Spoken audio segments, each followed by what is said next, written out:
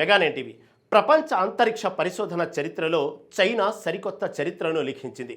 అవును, సముద్రంలో అది ఒక వల సాయంతో రాకెట్ బూస్టర్ను విజయవంతంగా తిరిగి భూమికి తీసుకొచ్చిన మొట్టమొదటి దేశంగా చైనా అవతరించింది. ఇది ఒక చిన్న విషయం కాదు, ఇది ఒక చారిత్రక ఘట్టం. అంతరిక్ష ప్రయోగాల ఖర్చులను భారీగా తగ్గించడంలో ఇది ఒక విప్లవాత్మక మార్పు. లాంగ్ మార్చ్ 10B రాకెట్ మొదటి దశను చైనా విజయవంతంగా పునరుద్ధరించింది. ఈ తాజా ప్రయోగం అంతరిక్ష రంగంలో చైనా దూసుకుపోతుందని మరోసారి నిరూపించింది. సముద్రంలో సిద్ధం చేసిన ఒక ప్రత్యేక వలను ఉపయోగించి ఈ రాకెట్ భాగాన్ని సురక్షితంగా వెలికితీశారు. ఇది కేవలం ఒక ప్రయోగం కాదు, చైనా భవిష్యత్తు అంతరిక్ష కార్యక్రమాలకు, ముఖ్యంగా చంద్రుడిపైకి మానవులను పంపే లక్ష్యానికి ఇది ఒక బలమైన పునాది.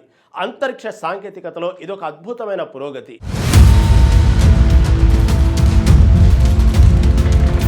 ఈ విజయం వెనుక ఉన్న సాంకేతికత, దాని ప్రాముఖ్యతను చూస్తే ఇది లాంగ్ మార్చ్ 10B రాకెట్ 2 దశల వాహక నౌక. ఇది సుమారు 63 మీటర్ల పొడవు ఉంటుంది, అంటే సుమారు 207 అడుగులు అన్నమాట. దీని మొదటి దశ 7YF 100K ఇంజన్లతో పనిచేస్తుంది. ఈ ఇంజన్లు కిరోసిన్, లిక్విడ్ ఆక్సిజన్ను ఇంధనంగా ఉపయోగిస్తాయి. ఈ రకమైన ఇంజన్లు అధిక శక్తిని అందిస్తాయి. పునర్వినియోగ కాన్ఫిగరేషన్లో ఈ రాకెట్ దాదాపు 16 మెట్రిక్ టన్నుల బరువును భూమికి దిగువ కక్షలోకి మోసుకెళ్లగలదు. ఇది చాలా పెద్ద సామర్థ్యం. రాకెట్ బూస్టర్ను తిరిగి పొందడం వల్ల ప్రయోగ ఖర్చులు గణనీయంగా తగ్గుతాయి. సాధారణంగా రాకెట్ మొదటి దశ వినియోగం తర్వాత సముద్రంలో పడిపోయి నిరుపయోగంగా మారుతుంది, కానీ ఇప్పుడు దాన్ని తిరిగి ఉపయోగించుకోవచ్చు. ఈ సాంకేతికతతో చైనా ఇప్పుడు అమెరికా తర్వాత సముద్రం నుండి రాకెట్ భాగాలను తిరిగి పొందిన 2వ దేశంగా నిలిచింది. ఇది వారి అంతరిక్ష పరిశోధనలో ఒక కీలకమైన మైలురాయి. చైనా ఈ విజయం ద్వారా అంతరిక్ష రంగంలో తన ఆధిపత్యాన్ని మరింత పటిష్టం చేసుకుంది. వాణిజ్య ఉపగ్రహాల ప్రయోగాలకు ఇది ఒక పెద్ద ఊతమిస్తుంది. ఖర్చులు తగ్గడం వల్ల ఎక్కువ సంఖ్యలో ఉపగ్రహాలను తక్కువ బడ్జెట్తో ప్రయోగించవచ్చు. ఇది ప్రపంచ వాణిజ్య అంతరిక్ష మార్కెట్లో చైనా పోటీతత్వాన్ని పెంచుతుంది. ఈ విజయం చైనాకు అంతర్జాతీయ స్థాయిలో గొప్ప గుర్తింపు తెచ్చింది.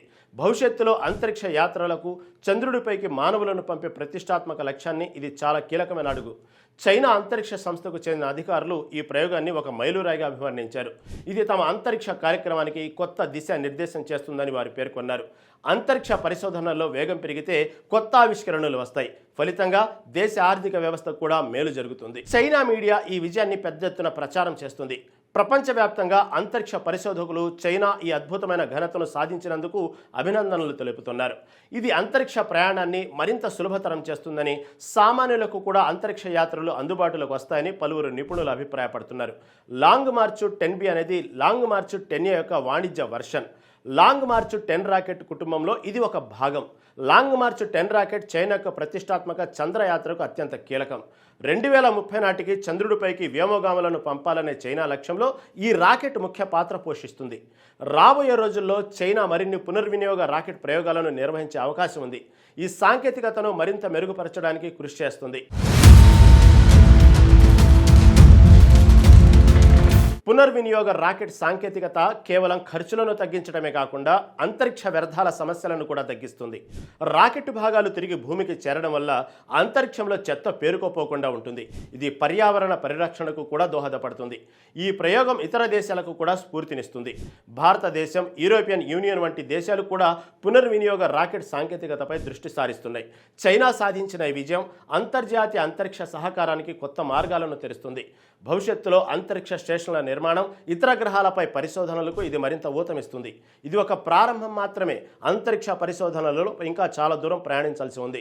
మొత్తంగా సముద్రంలో వల సాయంతో రాకెట్ బూస్టర్ను తిరిగి పొందిన చైనా విజయం అంతరిక్ష రంగంలో ఒక కొత్త శకానికి నాంది పలికింది. ఇది కేవలం ఒక సాంకేతిక విజయం కాదు, భవిష్యత్తు అంతరిక్ష ప్రయోగాల దిశను మార్చే శక్తివంతమైన అడుగు. ఖర్చులు తగ్గి సురక్షితమైన అంతరిక్ష ప్రయాణాలకు మార్గం సుగమమవుతుంది. ఈ విజయంతో చైనా అంతరిక్ష ఆధిపత్యంలో తన స్థానాన్ని మరింత పటిష్టం చేసుకుంది. మరోసారి అంతరిక్ష చరిత్రలో చైనా తనదైన ముద్ర వేసింది.